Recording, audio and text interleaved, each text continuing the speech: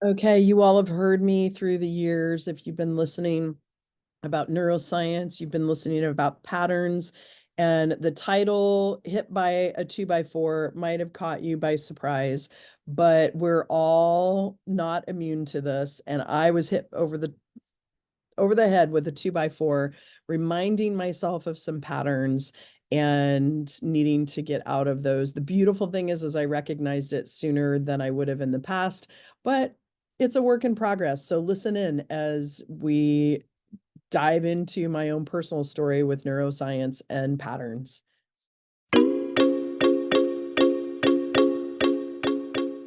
Welcome to Lead Your Life, the podcast for people who are seeking harmony in business and in life. My name is Debbie Heiser, and I'm an inner mastery and business mindset coach and the chief igniter here at the Lit Up Life. I feel an urgency to help people let go of past messaging so that they can make a lot of money doing what they love without sacrificing what they value most. Welcome. We're glad you're here.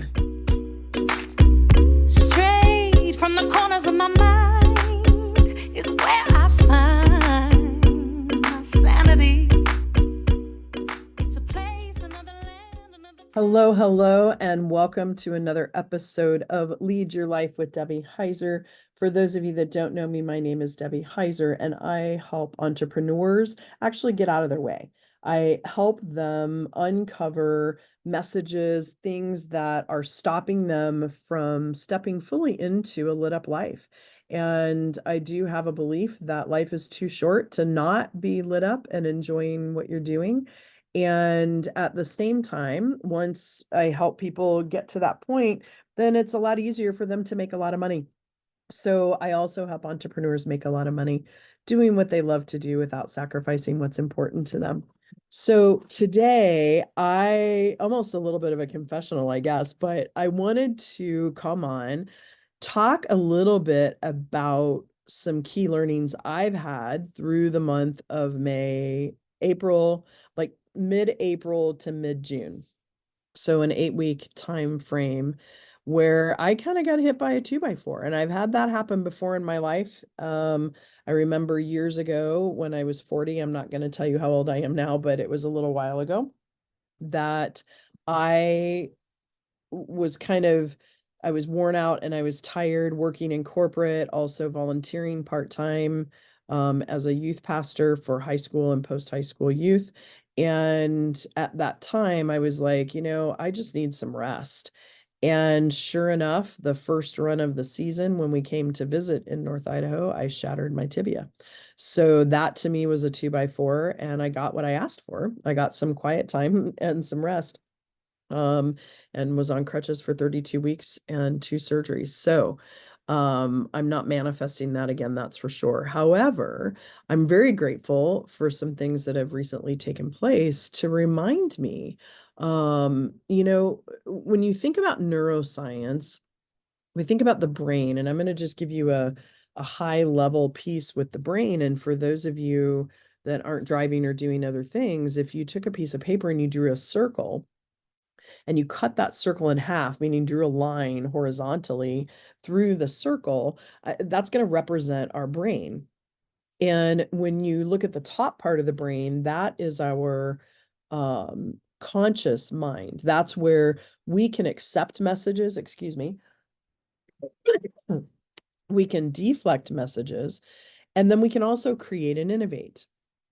And so that's where, like, when we talk about being mindful, the processing that's taking place is we're being mindful about the choices that we are making. Now, what happens is the bottom part of that is our subconscious brain. And that subconscious brain can only accept messages. So therefore, even the messages that we said, no, we're not going to believe that in our conscious brain still go into our subconscious brain. So the subconscious brain receives all of these messages, and they start all the way from age 0. And human development 0 to 7 is a key formation time where children learn a whole lot about being a part of the tribe. They learn a lot about what our family systems view as right or wrong. That's where shame starts to come into play.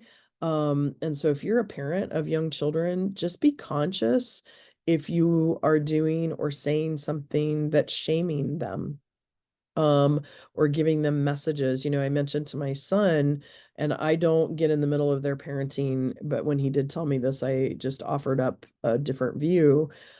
He was talking about how when he's with grandparents, that my grandson gets to do whatever he wants to. And so he comes home and he's a little bit of a sassy pants. And so they had had a conversation with him, how a 3-year-old conversation goes, and said, well, you don't always get what you want. So, that's what takes place. And so I asked my son, I said, I just want to offer up to you that every single client that I see struggles with saying what they want because somewhere in their early childhood development, they were told they couldn't have what they wanted, that it may have come in the form of a parent questioning, like a parent asking a question, and as parents looking at asking a question that you're okay with either answer. And then if you're not questioning, I did that to my son. He always wanted to go to Applebee's, and if he said he wanted to go to Applebee's one more time, I was just like, please. And so he would say, yeah, I want to go to Applebee's, and I'm like, are you sure? Right. And so I was questioning him on what he wanted. And so just kind of keep those things in mind. But I had mentioned to him, I might offer up to you that you use some different wording, like at Nana and Papa's or at Gaga's, these are the rules, but at our house, these are the rules. And so um looking at neuroscience, those messages that come in, we interpret them from all sorts of different places, right? I know my mom was the type of person, and I mimic her in this way a lot, where she was constantly busy. She was doing for other people, towards the last part of her life. The last years, she owned a hardware store with my dad. She worked there every day on that hard cement. She would take meals to people. I mean, she was a very giving individual, but also to her demise in the way that she was so busy, she wouldn't take time to regenerate and to take rest, right? And years ago, there was a book that I read called The Power of Full Engagement, and it told a story of a copy machine. And if you have a copy machine and you run that copy machine without maintenance 24/7, it's going to break down. And when it breaks down, it's going to be a lot harder to bring it back up to speed versus if you did maintenance throughout its lifetime. And I equate our humanness to that, right? So it's interesting because the pattern my mom had was that she didn't always take care of herself. She almost, at the expense of herself, did things for people. And then I find that I do that too, right? Like I get really busy in things and I'm doing all sorts of things and I have a large capacity, but I feel like my body has been telling me lately, like, slow down a little bit, right? And in all frankness, the last 6 months have been really difficult for me in the realm that I realize now that I was out of alignment.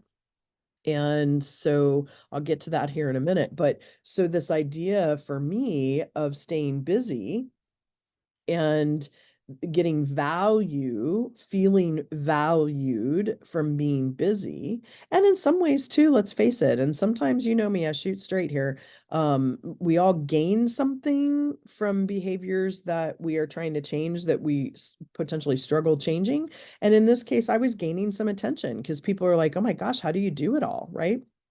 And it makes you feel special. And I don't want to be thought of as special in that way. So like do a little hard digging if you're finding yourself resonating with some of this. And so between mid-April and actually a couple of weeks prior to that, I was prepping for all of this.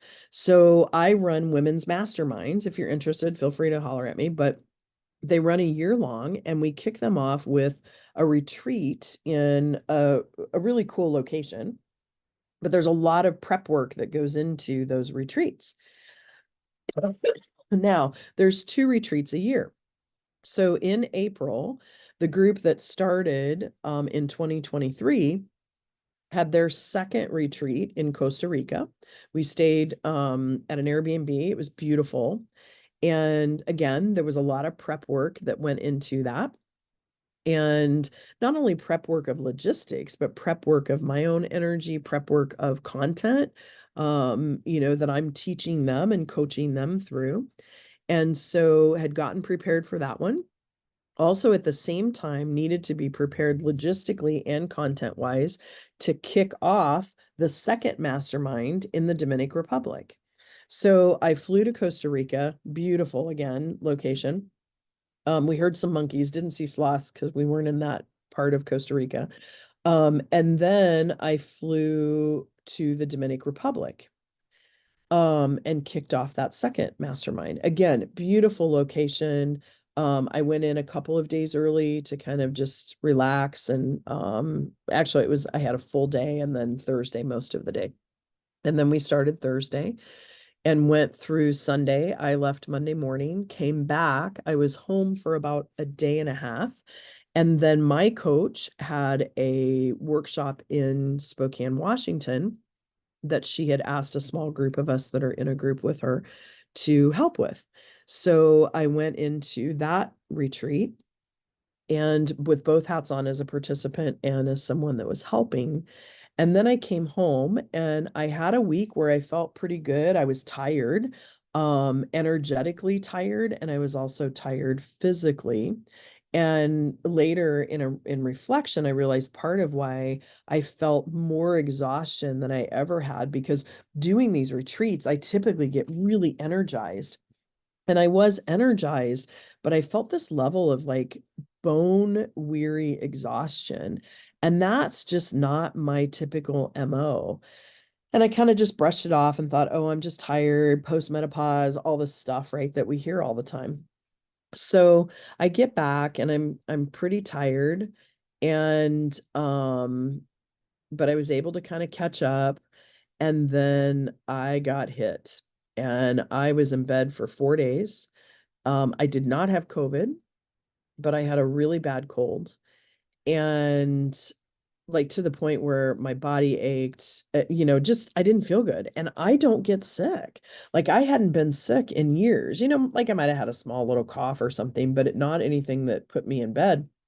And last year in 2023, on my birthday, I got COVID. So I don't know if maybe my lungs are just a little bit like they're still healing or something. I don't know. So I got this cold. So then by the end of the week, I was feeling better. This is Memorial Day weekend by then. And I flew to California. My niece, Kale, was graduating from high school, she's pretty kick-ass, by the way.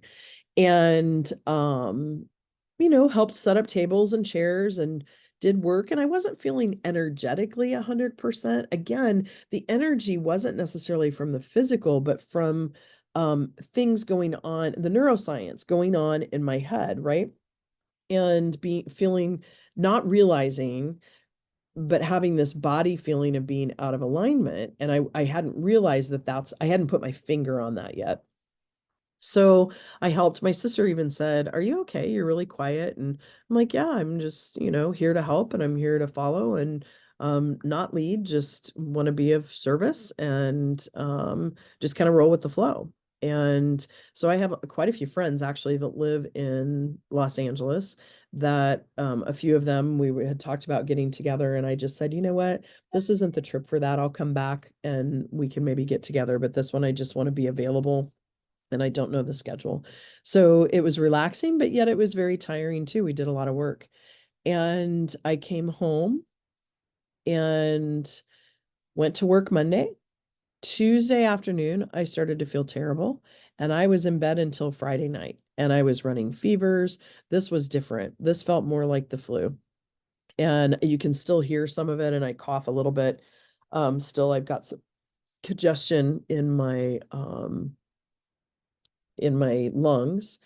And so this week I'm feeling better. My energy ebbs and flows. And so I've been really trying to keep conscious of that both afternoons. A couple afternoons this week, I've slept for about a half an hour just to give myself a little nap in the afternoon, so that I have additional energy for the evening. And I feel like I'm coming out of it. Now, why I bring this up is twofold. the neuroscience of I got into a pattern again of not taking care of myself and creating what looked okay on paper.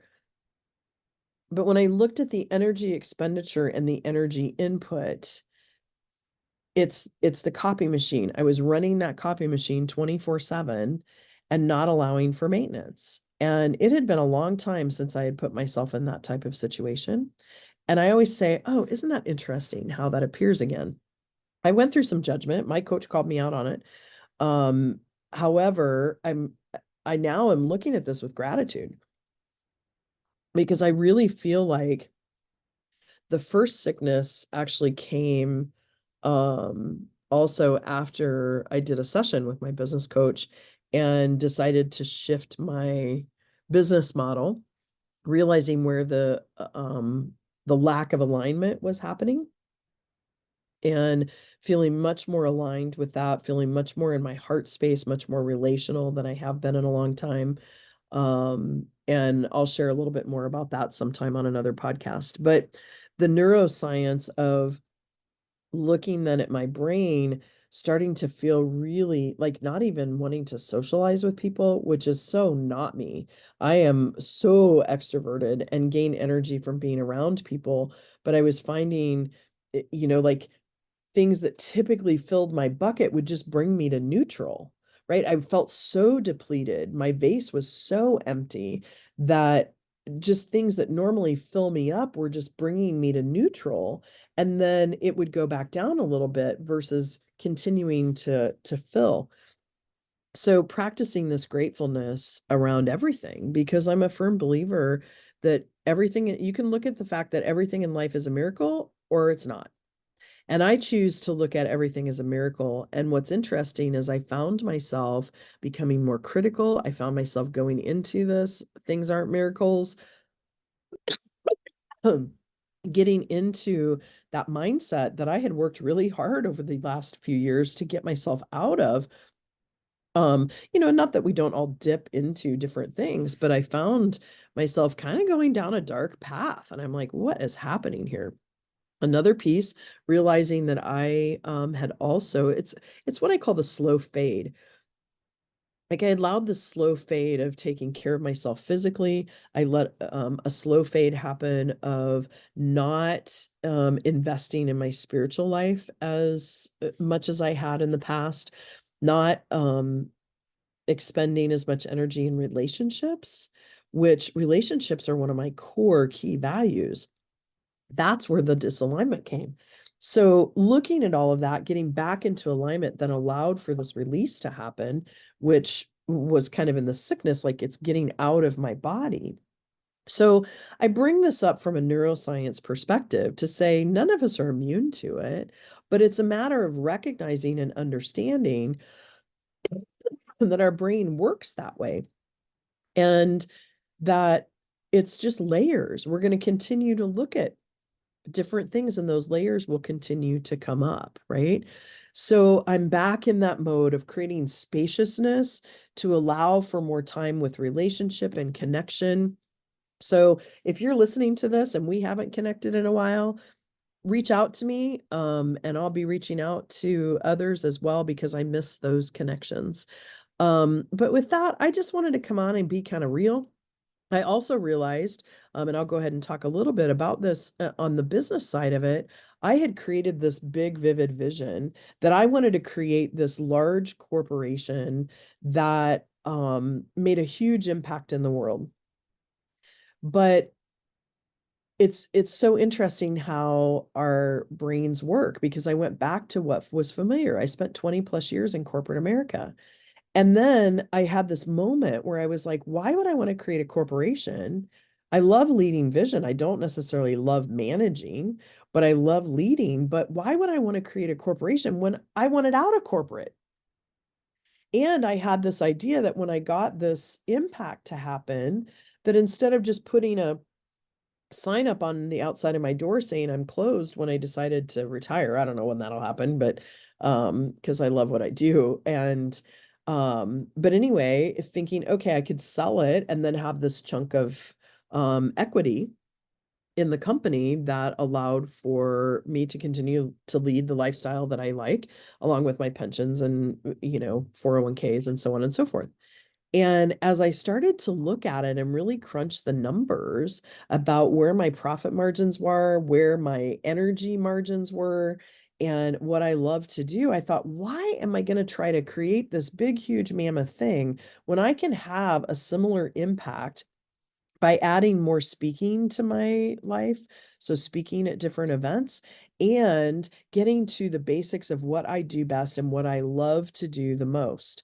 And I can then take the money that I was hoping to sell this company from and make that over the next 10 years and put it aside for myself, put it into a Roth IRA or whatever, right? To create that for the future. So I go back to, and I talk about this a lot, this joke about the drowning man and how he gets to the pearly gates, or she, whatever, and says, why did you allow me to drown? And God's like, okay, you mean the paddleboard I sent you wasn't good enough, the raft I sent you wasn't good enough, the fisherman wasn't good enough, because the man had in his mind that the Coast Guard would be the one that saved him, right? So I had in my mind that by doing this, this was the only way that I could do this. And I live an and life. And so for me to even get into that either or thinking is a really good red flag that something's out of alignment. So you might hear a helicopter outside my window here, um, but so once I uncovered that alignment not being there, I was able to adjust and look at the paddleboard or the raft or the fisherman and say, you know what, there's a different way to do this that also allows me to lead my lit up life, because I felt like I was in this grind again, like I had been in corporate, and that was not leading my own lit up life, which I was coaching other people to how to do. And so I'm back, I guess is what I'm saying. But part of why I just wanted to get really super real with people on this podcast about what just occurred with me over the last few months is that it happens to all of us. And if you find yourself in that space and you want to look at different alternatives, because I reached out to different people because we're meant to have support. We're meant to have community. Please reach out to me. I'm happy to have that conversation. And you can just go out to my website and sign up for a connection call, and or I think it's called a clarity call, and let's chat about it. So anyway, with that, folks, just wanted to talk about patterns and neuroscience.